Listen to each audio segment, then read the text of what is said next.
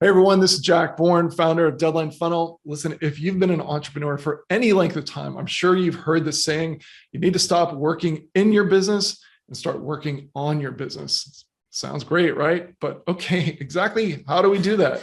What is the secret to making that work? So if the idea of building a team intimidates you, or you've tried to outsource tasks, but it ended up being a total disaster, well, first of all, you're not alone. Second of all, this is the training that you need to hear right now. My guest today helps his clients become the optimized CEO of their business.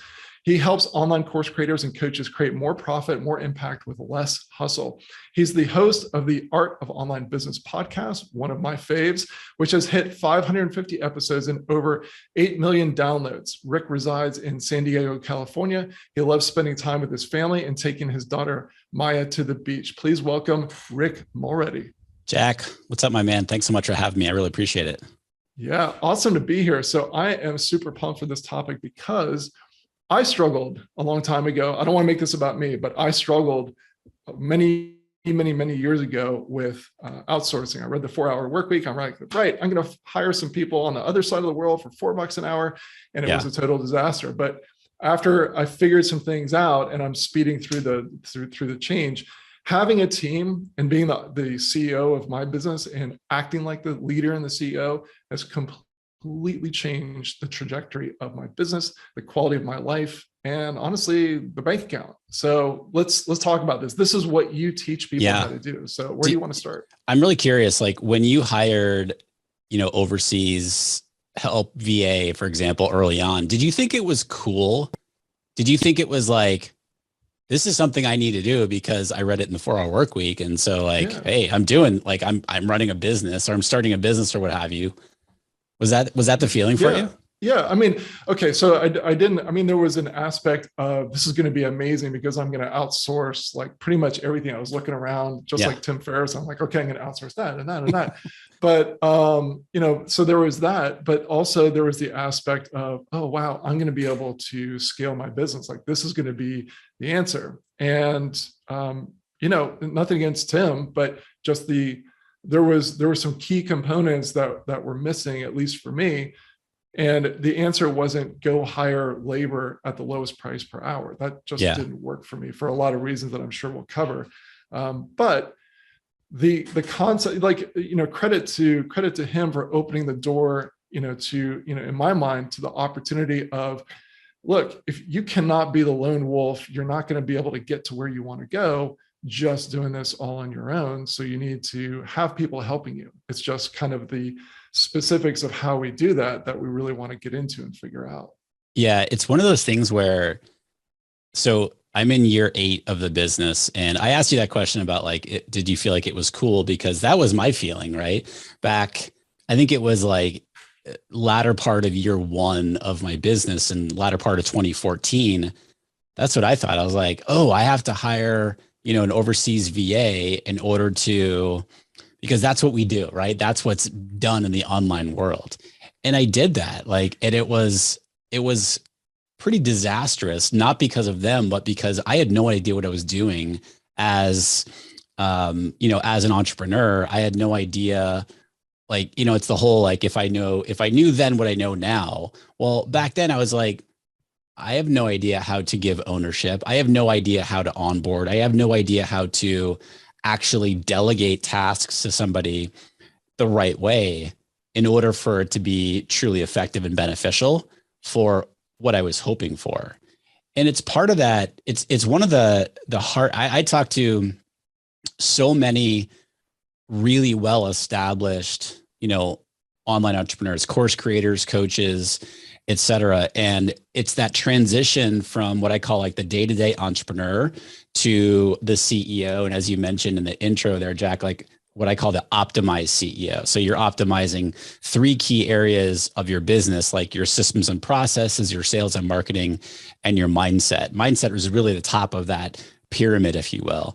And so, but going from the day-to-day entrepreneur to the CEO, where you have to be, if you want to have scale, if you want to have impact, and impact looks different for everybody, right? So like when most people think of impact, and it's neither right or wrong, they think of, I want to help all these number of people, right? You mentioned like for the podcast here, we're going to hit close to 9 million downloads in that first half here of 2022, which just blows my mind. But it's like someone could look at that and say, like, I'm having a huge impact through the podcast, which is absolutely true, right? But whatever impact means to, somebody watching right now, in order to have a bigger impact, you have to have help along the way, and you have to be able to let go of control. And that's the hardest thing for so many of us, right? Like I joke that I'm a recovering, control freak, but if I'm being honest, like that control factor is still there. It's so much better than it used to be, but it is the key to scaling our business and having that bigger impact, if that is what we're in business for, which is what most people are in business for. And most importantly, I think, is to be able to do all those things without the hustle factor, right? Now, everyone always talks about like hustle. It's like you have to, work 16 hours a day in order to make this work, which just simply is not true, right? I can, there's plenty of examples of people who don't have the kind of business that they want, and they're doing that.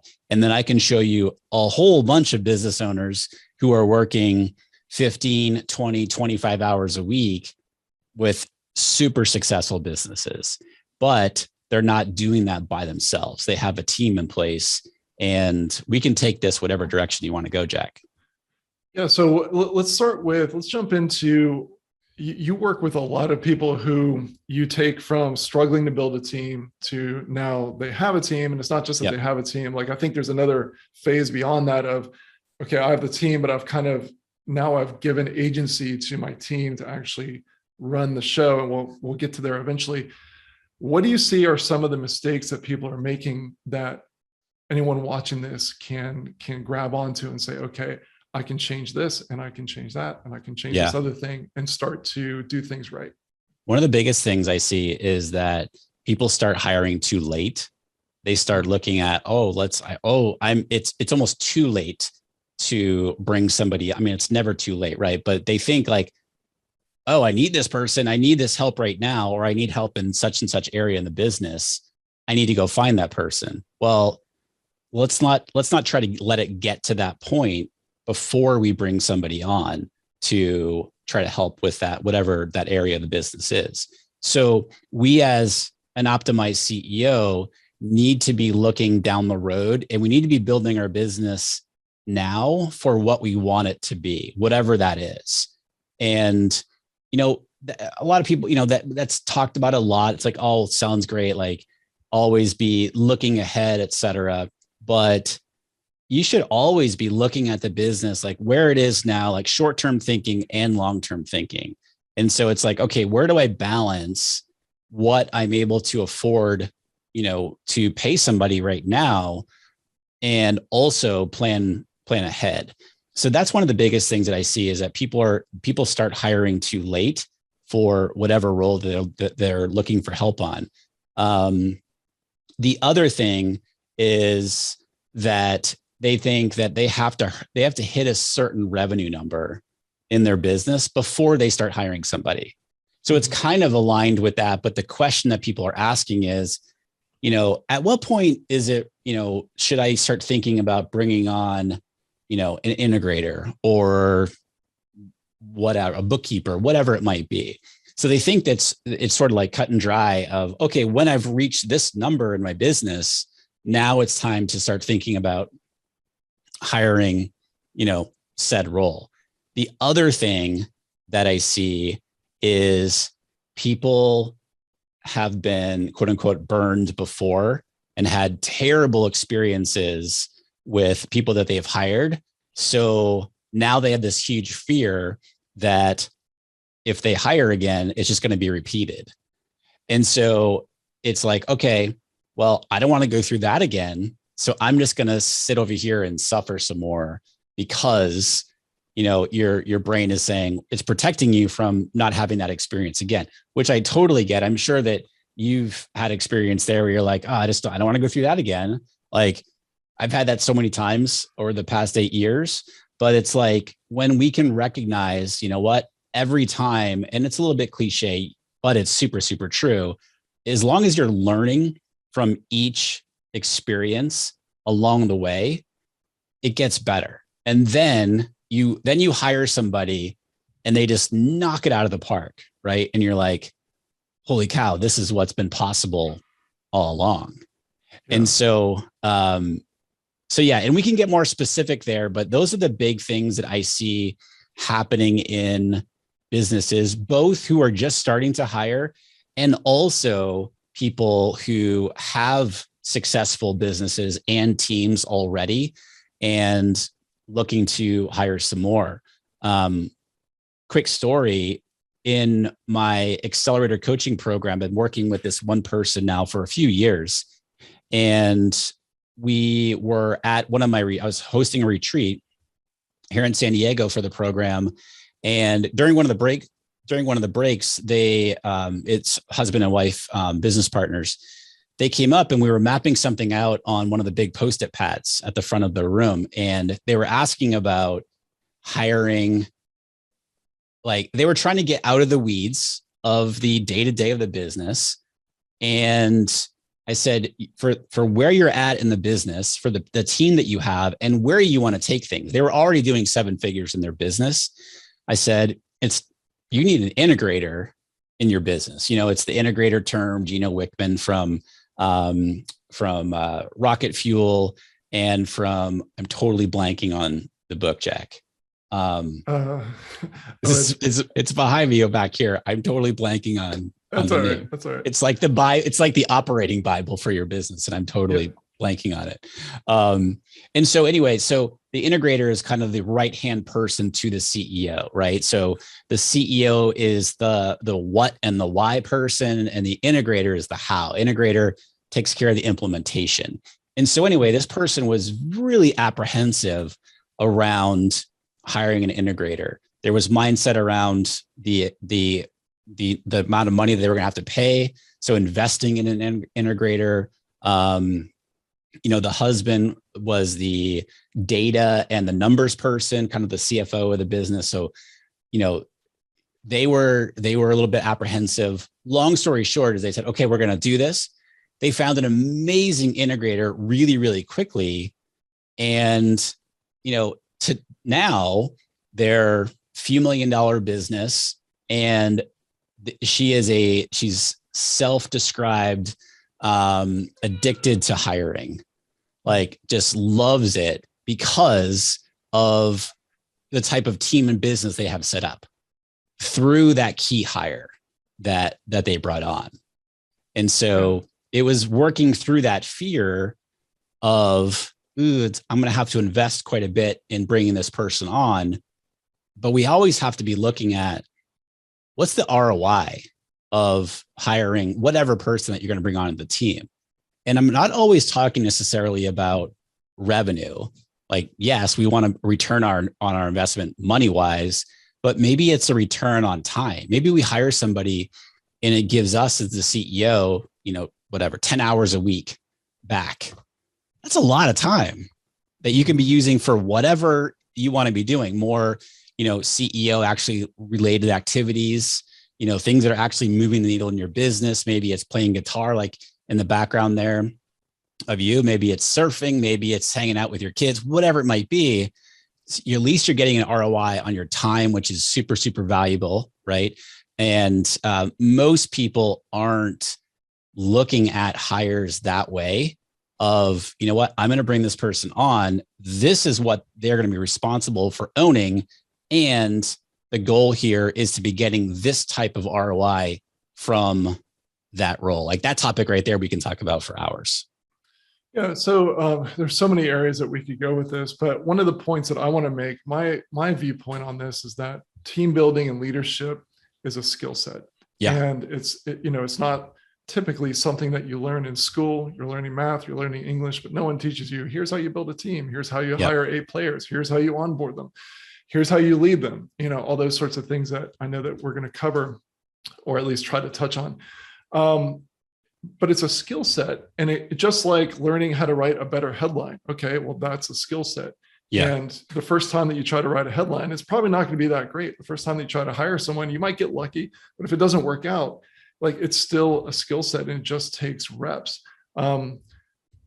Other thought that I have, and I've been thinking about this a lot lately because I'm so grateful for the team that I have, is that business is so different than some of the other activities that I do. So tennis, I'm addicted to, and kite surfing and surfing, I'm addicted to. And so I'm always trying to level up my skills there. But for example, let's take Roger Federer, a pretty famous tennis player. He is constantly looking to improve his skills, and he'll hire coaches and all those sorts of things. But he can never outsource like, hey, you know what? So-and-so has the best serve in the world. So I'm going to let them step in, hit those serves and go, okay, thanks. And like, I'm going to finish out the point. But in business, you can. And so, whether it's writing code, writing copy, doing social media, like if you hire the right people, suddenly you realize not only am I getting time back, not only am I getting an ROI, but damn it, they're actually freaking better than I ever would be. Like I could spend the same amount of time trying to become as good as them, but what would be the point? Because then like I've basically trained myself into that role, whereas I could invest less money to bring someone on, test them out, find someone who's going to do it better, and I'm getting an ROI, and I get my time back, and it gives me the ability to focus elsewhere. Another thing something that you didn't mention, but I wanted to ask you if this is something that other people struggle with, because I know I did, is either hiring for the wrong role. Like in other words, it might be the great hire, but it's not the right thing that the business needs right now. And then maybe adjacent to that would be trying to like not hiring an A player, hiring like that was one of the mistakes that I made was, I hired someone who was very ready to perform a task as long as a task was provided, but they were not the type of person who was going to take on a role of, okay, you are the copywriter, so you know what you need to do. Yeah. Yeah. And so I'm really glad that you bring that up. So I want to address like two things that you mentioned there before I talk about that right there. You mentioned like leadership and being the CEO, and like we can't learn that from a book. Like we can read leadership books, we can do all this stuff, but like if I can watch videos on how to surf, but if I go down to the beach here in Encinitas and I've never surfed before, but yet I've been reading about it and stuff like that, it's not going to help me until I actually get in the water and do it. And so it's one of those things where like in our coaching program, we talk about this a lot. It's like, you have to do it. Like you can't read a book. You can read a book on how to swim, but you got to get in the water to actually do it. That's how you get better. And again, learning from the mistakes as you go and looking at what works so well and taking note of those things. The other thing there that you said, Jack, is like, no, we have this, I feel like everybody has this thought at one point, is that no one can do it as well as we can. So like, I don't want to hire this person because this is what I do. Like, I'm really good at it. Like copywriting, for example. Like I am not a good copywriter, so it's probably not a good example. You're a good copywriter, but it's like, why would I hire somebody else to do this if I can just do this myself and I can do it better? That's what most people think.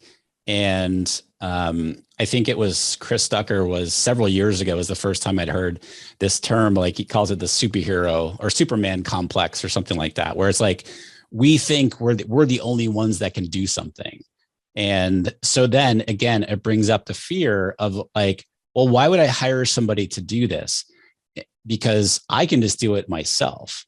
And there's no one that can do this better than I can, which is absolutely not true for most of the things that we're doing in our business. But then there's also the mindset around, it's going to take me so long to train this person. I can just do this myself in like a fraction of the time. And so I'll just do it myself. And so that's true, right? Like it will take you much shorter time to do something yourself than it would be to train somebody.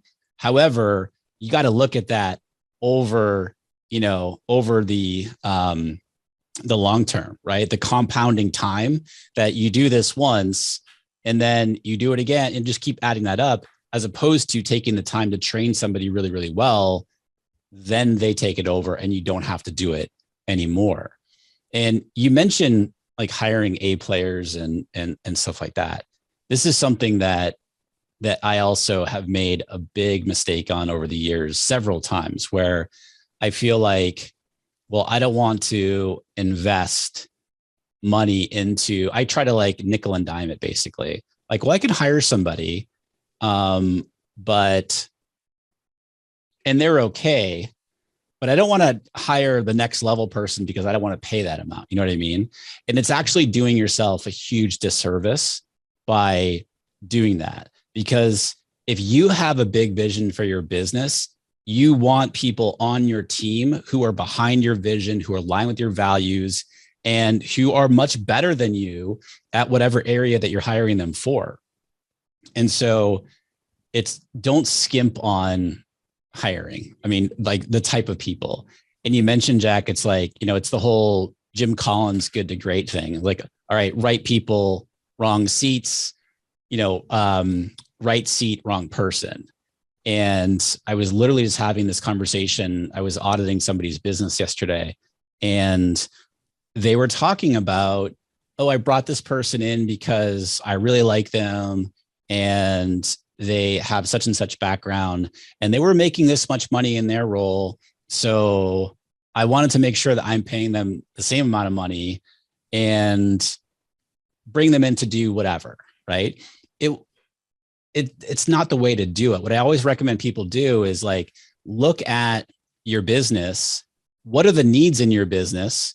So I like to look at like 4 different systems in your business: your marketing system, your sales system, your fulfillment system, and your operations system. So your marketing system is, how do you attract your ideal audience to your business? Your sales system is, how do you convert those people into becoming paying customers? Fulfillment is what happens, what's the experience like once they become a paying customer?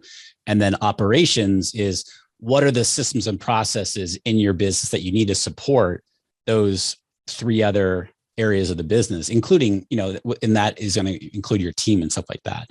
So you're looking at those different areas of your business and then saying, oh, over here, I need in marketing. Okay, I'm going to do a podcast. I am going to write blog posts. I'm going to do social media, copy, you know, whatever it might be. I'm going to send email marketing. Okay, cool. Like, well, who's going to be responsible for those roles once you've outlined what those roles are? It's not like we're taking Johnny over here and saying, okay, we got Johnny.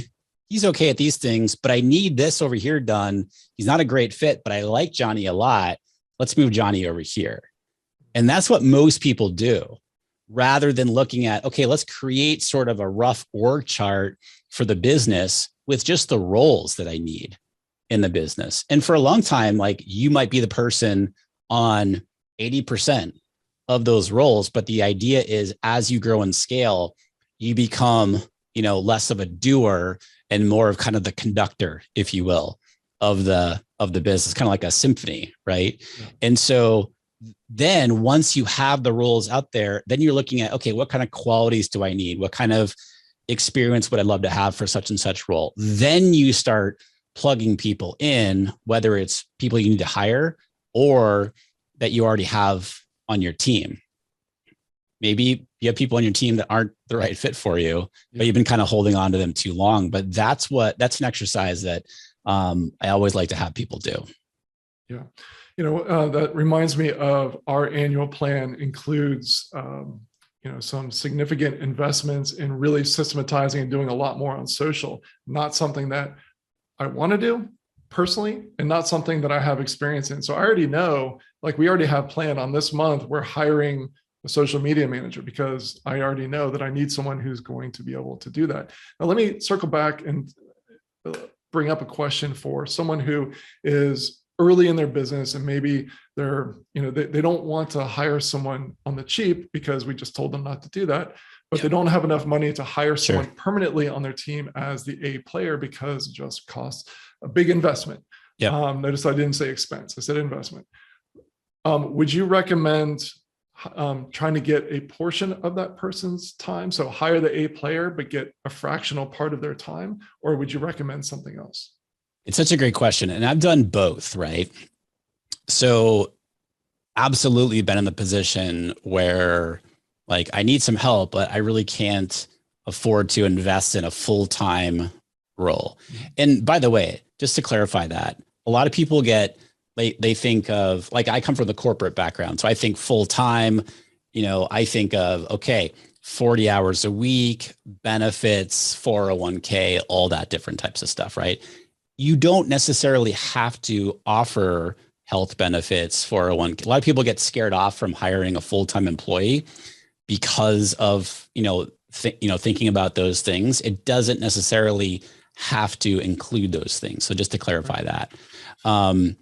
I think the way that I like to look at it is you're doing your best. If you are early in the business and you don't have, the capital in the business to invest in, an A player who is devoted to your team, to your business, then maybe you do go, the part-time route. Just like maybe you're starting out with an assistant to get the, as our, well, him far more. Perry Marshall talks about 80-20, right? And in his book, 80-20 Sales and Marketing, he talks about the whole assigning dollar values to the tasks that you're doing in your business. So do a time audit, where you're spending your time, et cetera. And so we all find that we're spending way too much time on our quote unquote $10 an hour tasks, like uploading a blog post to the site, or editing a video, or creating an image in Canva, or whatever it might be. Well, you can find people to do those sorts of things very inexpensively, totally fine if it's part-time. It might be like 5 hours a week, something, but get started to get those things off of your plate. And then you build from there. You can also, and I know there's been this big debate here in the States over the past year or so around, hiring overseas help, and especially in the Philippines, right? Because the rate of pay for the Philippines is like unheard of here in the States, right? But yet that's what Filipino workers are paid from an online perspective, right? And so to pay somebody like, say, $7 an hour or $5 an hour, it's like, wait, like that's not right. But as long as you are doing things for the right reason and paying them like a good wage for where in what is acceptable in, I'm just using the Philippines as an example, you can get a full-time person for very inexpensively, and they're super talented and way more talented in a lot of different areas than what a lot of people realize. And so my point here is there's different paths that people can go. Like, there's a site called, Hire My Mom. There's a site here in the States. Like these are like stay-at-home moms who are looking to add some additional hours, want to, do some work part-time. Amazing, right? There's different options there until you build up to the point where it's like, okay, I'm ready to get to a level in the business or I'm ready to up level my team. Because here's the real thing, Jack, like, and I'm surprised at myself for not mentioning this earlier. Like the team that gets you to say like $100,000 is not going to be the same team most of the time that gets you to $1 million or even like, $500,000, because there's a skill set and there's a growth opportunity, but you often get to the point where, okay, we've reached the capacity for this person and for what they're willing to do, et cetera. And so we need to up level. We're up leveling the entire business. Well, the team needs to come with it. And that's where you need to really evaluate, all right, is the existing team that I have, even if it's just like one or two people, are the people that have got me this far going to help me get to the next level? Usually that's not the case. Usually we have to up level the team in the process. I could talk to you all day about this. I want to, before we go into the advanced session, Yeah. so in the advanced session, you're going to share some really nitty gritty details about your 90-day onboarding process and some of the key things. Can you leave us on this note? Can you, and then we'll talk about how people can find you, because Rick, I've known you for years. I met you in James Wedmore's mastermind event. It was really, really, so I've been on your podcast, and I think anyone who goes to Rick, if this resonated with you, you definitely want to seek him out. So we'll get to that in just a second, but can you leave us on the note of why is the first 90 days so important? Because I think this ties into, okay, I found the A player, like I'm gonna make the investment. You don't want to screw it up. So I think the first 90 days is pretty important, but you explain why. Yeah, well, this is another thing that I've learned the hard way.